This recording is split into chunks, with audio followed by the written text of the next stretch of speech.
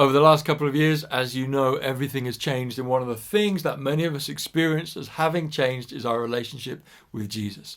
Lots of us are feeling like we miss him. These are a series of 5 encouragements that might help you find him again.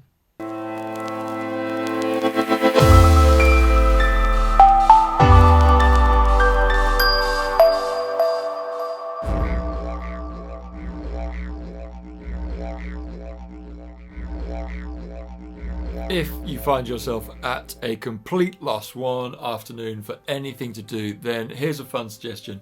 Jump on YouTube and see if you can learn to play a didgeridoo. Just type in, how do I do circular breathing, and let that thoroughly confuse your body, your mind and your lungs as you give it a whirl. There's a truth, and here's an easy way to engage all of the encouragements that we've gone through on this series. If you feel like you're missing Jesus, if it feels like one of you has wandered off, whether it's him or whether it's you, if you feel like you would like to reinvest in the highly valuable relationship and friendship that you know to be true between the two of you, well, worship is key. Whatever you think of as worship, it's bigger than that. It involves emotions, it involves guts. It's not just a cerebral thing for those of us who stay in our heads the whole time. It's singing, it's dancing, it's poetry, it's appreciation of beauty and creation, it's ascribing worth to, it's giving verbal declarations of honor and value to, it's spending time gazing at, it's enjoying, it's speaking well of, it's all of these things and more, and you can do it in a million different mediums. But it's the deliberate act of looking at God, of looking at Jesus and saying, you are worthy, you are good, you are strong. Whatever it is you're able to say about Jesus at the moment, you are faithful, you are helpful, you are really good at sunsets. If that's all you've got, then start there.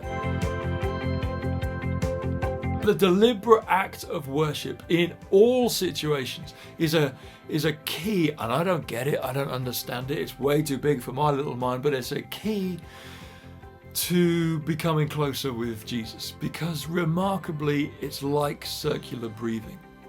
The more I give worth to, the more I give worship to, the more I show love and adoration towards God, well then somehow it seems to flow back to me.